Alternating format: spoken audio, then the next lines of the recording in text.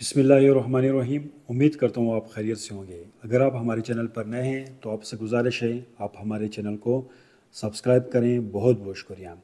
आज हम बात करेंगे कि आप जब भी अपने लिए नए घर ख़रीदते हैं तो कौन सी चीज़ों को मद्देनज़र रखनी होती है कि तब आप अपना घर ख़रीदें।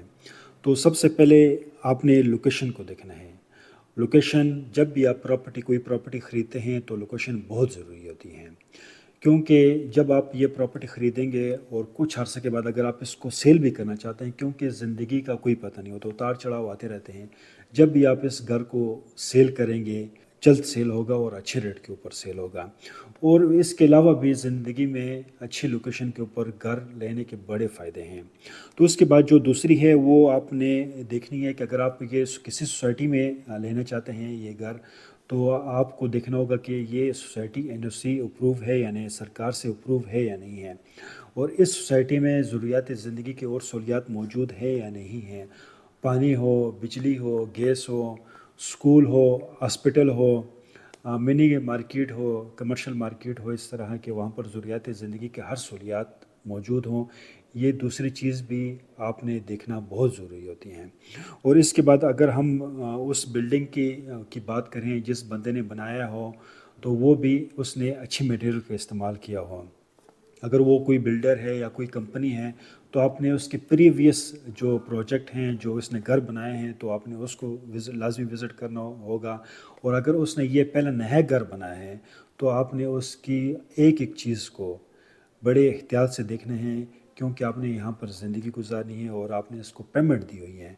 तो पेमेंट के मद में उसने आपको घर दिया हुआ है, बाद आप इसकी हर एक चीज़ को गौर से देखें, तसल्ली से देखें कि आया ये मजबूती से बनाया है या नहीं है।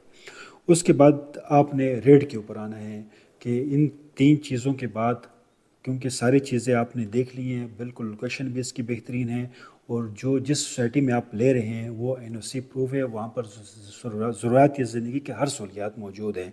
और इसके बाद अगर वो उस घर का जो मटेरियल है वो अच्छे इस्तेमाल हुआ है और जो घर बना हुआ वो अच्छे मटेरियल का बना हुआ है, तो उसके बाद आपने रेट के ऊपर आना है। रेट के ऊपर आपने देखना है कि आप ये जिस रेट पर रेट ले रहे हैं ये घर, ये मार्केट से इसका रेट हाई ना हो, भाई मार्केट के बराबर हो या मार्केट से कम हो।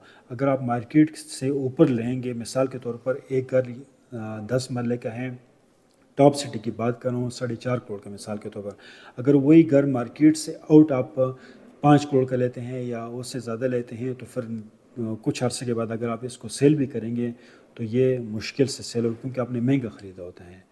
तो इसके बाद आपने रेट के ऊपर आपने देखना है कि भाई आप मार्केट से मुनासिब रेट के ऊपर लें, मार्केट के बराबर हो या मार्केट से कम रेट के ऊपर हो। तो जब भी आप घर ख़रीदें तो इन 4 चीज़ों को आपने लाजिम मद्देनज़र रखना है। बहुत बहुत शुक्रिया। वस्सलाम।